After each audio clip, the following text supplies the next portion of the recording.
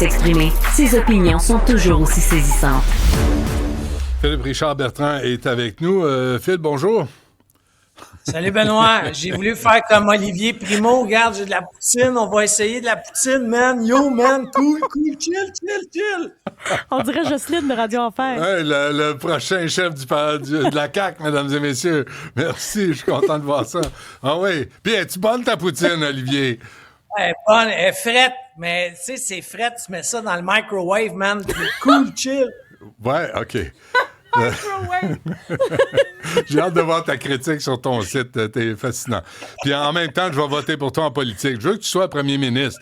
Si tu es capable de déterminer une bonne poutine d'une mauvaise poutine, tu mérites d'être premier ministre du Québec. Ben, c'est accessible. Je trouve que oui. Oui. Quand même. C'est un bon gauge, en fait. On devrait tout leur faire un test de goût. Un gauge. Pour choisir un chef, ouais. Tu fais un test de goût. Un test de goût. OK. À l'aveugle. Ouais. Quelle est la meilleure poutine? À l'aveugle. Tu deviens premier ministre du Québec, ça va bien. Parle-moi de Bombardier. Hey, Bombardier, honnêtement, va ouvrir une usine à Dorval. C'est un investissement de 100 millions de dollars. Ça va créer des nouveaux emplois. Je voulais finir la semaine sur une note positive. Tu sais, Bombardier va très, très bien en ce moment, là. Dans les 5 dernières années, j'ai préparé un graphique, là. Ben, en fait, j'ai pas préparé, je suis allé le chercher sur un site. Mais l'action, Benoît, est passée le 15 janvier, OK, il y a 5 ans. L'action est à 15 $. Mm-hmm. Aujourd'hui, l'action est à 273 $. 5 ans plus tard, c'est une augmentation de 1722 %. Alors, M. Martel est en train de faire un bon travail, d'ouvrir une usine en sol québécois. Tu comprends que c'est des emplois qui sont très bien payés. Là, on parle de l'aéronautique. Puis le gouvernement du Québec va participer et je casse du sucre souvent sur Investissement Québec, mais c'est pas un prêt pardonnable. Ils leur ont effectivement prêté de l'argent, mais qu'ils vont rembourser. C'est bon. Ça, c'est ce que le gouvernement du Québec doit faire. Oui. Mais il paraît que M. Fitzgibbon n'est pas d'accord. C'est pas comme ça qu'il faut faire. C'est pas. Ah ouais, mais là, rendu là, moi, je préfère qu'on ait des vrais prêts. Puis encore une fois, sur 100 millions, l'entreprise va mettre 75 % de la somme. Ça, c'est un projet. Ça a de l'allure. Bon, mais c'est une maudite bonne nouvelle. C'est une bonne nouvelle. Au Québec, l'expertise. Pour ton info, là, c'est bon pour Québec, pour le Québec, c'est bon pour la région de Montréal parce que l'usine est à Dorval. Ouais. Honnêtement, c'est un très, très beau projet qui va aussi permettre à des fournisseurs, ça va créer des emplois connexes, là. Alors, encore une fois, bravo. Ça, c'est une belle nouvelle. Bon, il y en a un qui n'est pas de bonne humeur, là, on en a parlé tantôt, mais Doug Ford, le premier ministre de l'Ontario. Je peux comprendre, Benoît, pourquoi Doug Ford est très fâché qu'on a décidé d'abaisser la taxation sur les voitures électriques chinoises. Ce qui me fait par contre un peu rager, rappelle-toi qu'il y a plusieurs années, on a prêté de l'argent, le gouvernement canadien, dont fait partie les Québécois, à l'industrie automobile. Mm-hmm. OK? Chrysler s'est sauvé sans payer. Mm-hmm. On a radié 1 milliard de dollars, là, OK, prêté à Chrysler. Ford a remboursé. Merci, Ford. Alors, tu sais, c'est une industrie qui est abreuvée depuis des décennies par les subventions à chaque fois qu'ils font quelque chose. Mm-hmm.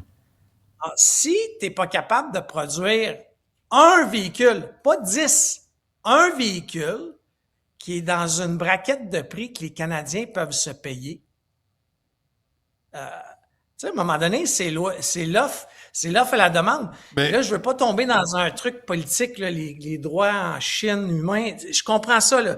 J'en achèterais possiblement pas un véhicule chinois, moi. OK? Pour plein de raisons personnelles. Mais t'es pas un communiste, toi? Non, pas du tout. Le Québec, on est de plus en plus une province socialiste dans un... Ah ouais, ça longtemps. En essayant d'ayant une cape capitaliste. Ouais. Mais juste que je garderais un petit gêne si j'étais les Ontariens. Je garderais un petit gêne. Je comprends la frustration, mais en ce moment, ces mêmes industries-là ont décidé d'amener leur production aux États-Unis. Mais il y a pas aussi une hypocrisie de toute l'industrie automobile, à savoir qu'il y a tellement de pièces sur un véhicule qui proviennent de la Chine que tous les véhicules sont en partie de fabrication chinoise. Je suis désolé, mais les fournisseurs, il y en a beaucoup qui viennent de la Chine. Non, je suis d'accord. Puis pour ton information, à une certaine époque, on avait un très gros fournisseur québécois, le Spectra Premium à l'époque, là, qui fournissait beaucoup de pièces pour les Ford 150, etc. Mais aujourd'hui, avec la mondialisation de l'économie, effectivement, les pièces viennent de partout. L'accord qui est entre le Canada, les États-Unis et le Mexique pour l'industrie automobile, où est-ce que le même camion, là, des pièces de camion peuvent se promener entre le Canada, les États-Unis, revenir au Canada, etc. Alors, je vois difficilement que le président américain s'énerve le pompon en ce moment, c'est une chose.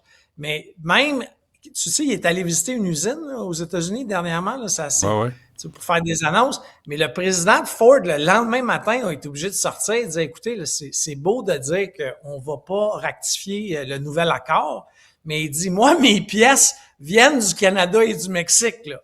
Ah oui. Puis c'est pas vrai que je vais pouvoir les fabriquer demain matin aux États-Unis, là. Donc, c'est là où Donald Trump a dit, hey, we're number one. Puis il disait ça aux gens qui regardaient en bas, là. We're number one. Ouais. C'est là qu'il a dit ça, là. À Ford. Exactement. OK, je voulais juste être sûr. Parfait. C'est bon. Merci. Bonne fin de semaine. Bon ski. Bon week-end. Attends, je les remets.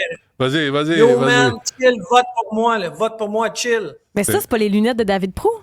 Ça, un peu. T'es aérodynamique aussi, là. C'est bon. Ah, mais c'est mes lunettes de course à pied.